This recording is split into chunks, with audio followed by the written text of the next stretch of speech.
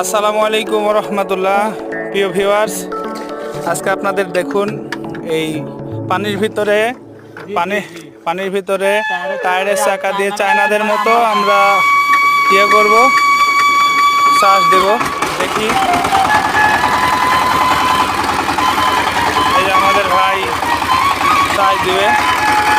দেখুন, পানি আমরা অল্প একটু জায়গা পরীক্ষা করার জন্য আর কি দেখেছি।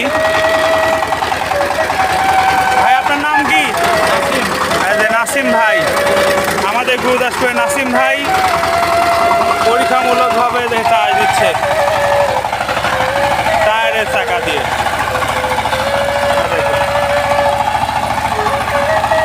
টায়ারের চাকা দিয়ে চাষ হচ্ছে, দেখুন।